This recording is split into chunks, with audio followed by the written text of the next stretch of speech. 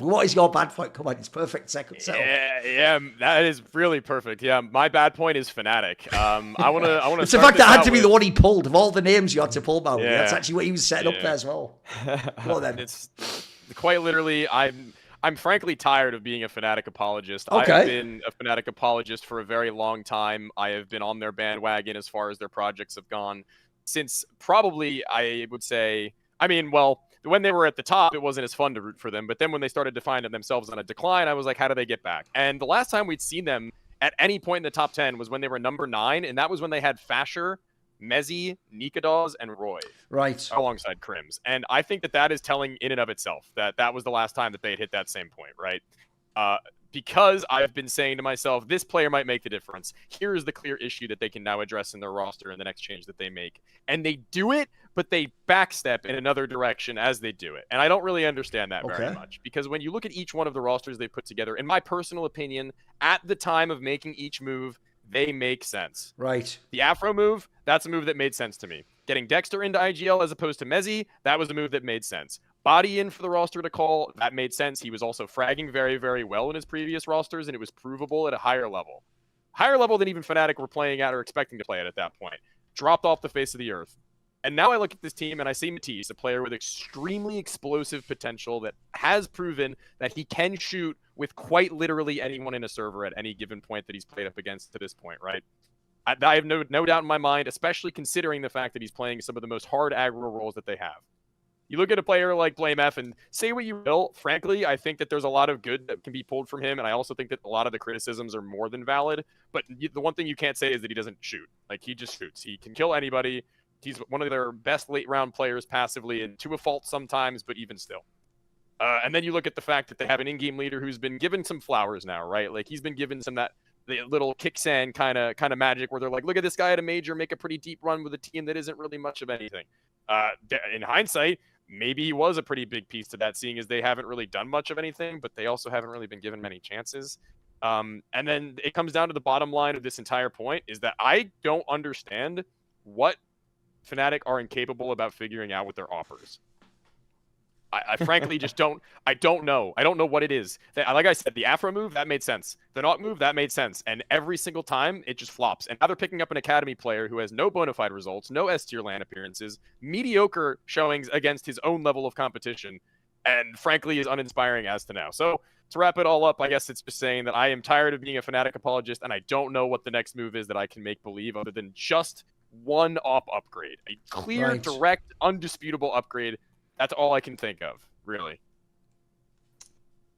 I haven't really seen too much of Burmylov other than the Blast Bounty and then a random CCT game with Navi Jr., just like little bits of it. And it just felt like, you know, with Burmylov, I mean, versus Spear, he was just so outclassed. I didn't really hold it against him too much, but it's just also like, I guess the main thing that I got from the games that I saw was just like, hey, okay, one was against Navi Jr. I remember him just like missing timings. Like he would just peak like, and he's late to something. And it's almost kind of like, did you really think nobody was holding that? Like, I think he was trying to get into mid window on Mirage one time and he just like jumped hella late into like the good spot, like the little like horse ladder area, or not the like the wooden horse. And it was like, bro, they already have mid control. Like, I don't know like what you're thinking right here. And then also, it's just not really explosive at all. Like, nothing I saw was showing me, okay, this guy, like, at least with certain oppers, I'll say in tier 2, especially from Eastern Europe, by the way, you'll just see like a couple shots per game where you're like, oh Jesus Christ, I get why you're on this team, and there's some potential. I just haven't even seen potential.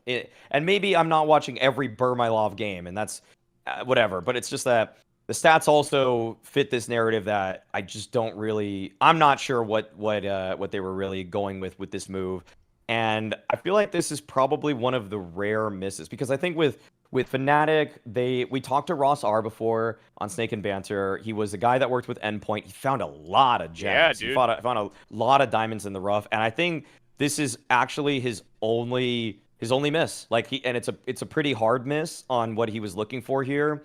But if I give him credit for finding all of these other people, like all the Israeli talent that are now blossomed into bona fide stars, like Nerds, like Flames, I think it was Spinks at a time. If he found people, I think Mezzi was on the team too at a point when he was working with the roster. Like, he found a lot of great players over the years, but this is one where it's like, all right, I don't know what the data told you, I don't know what your eyes test told you, but yeah, this is just a miss. No, I know what you mean. Like, I will say, I was going to say the same thing. One of the reasons I also have some level of faith in the roster is from talking to the Ross Argive, who people don't know was one of the people who was like that endpoint pipeline that found all those players that came to tier 1. In fact, that's basically how we got in Fnatic, because they signed Mezzi and they were like, why don't we just get this guy? We need like an international roster. The thing is, I agree with you, why not? If I look at each move in isolation, it's like I can see the logic. It's actually even decent like sports GM, and like, you know, you go for like a slight upgrade, or you just think this piece will make it better. The problem is, so far, even when they've done a few of these moves, it never seems so far to level the team up enough to make them relevant. So at the end of the day, you do have to get results. It's a results-based industry. And then the other problem I have is, I mean, you've nailed it. They've essentially at the moment gambled. I don't even mind the fair pickup. The Passion UA team did have something. They were having results that showed that there was definitely something there. So I don't hate that. There's not many IGLs out there in the scene. You can gamble on one. But yeah, what the obvious reach is, you just think you found another 17-year-old Ukrainian stud AWPer. Like, maybe there's more out there, but this just so far hasn't looked like the guy,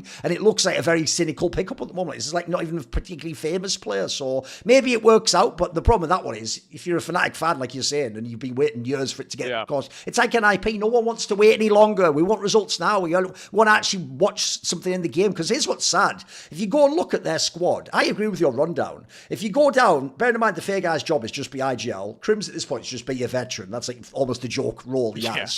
Blame F is the fragger, and he has his roles. Matisse is like the prospect. The obvious role is just the AWPer. And mate, the reason why this seems so fixable to me is because I'll tell you what the obvious move should be if you're Fnatic. We'll take any famous AWPer that's now available. So let me just run down the list, boys. If any of these people are fired, I hope Fnatic is the next person on the phone. So if they actually do kick Wonderful out of Na'Vi, immediately pick up the phone. Yeah. If they actually kick Brokey out of fucking FaZe, we'll pick up the phone on that one. If Ultimate doesn't last in Team Liquid, I know where he can fucking go. For that, bro, if you just put one competent AWPer in that Burma Love guy's spot, I think you've already got enough. Like, that team could already go, and like my point one, it could go to these lands and mix it up already. So the problem is, that's the obvious position that you'd replace. You know, the rest of them are doable. It's not impossible to keep these players.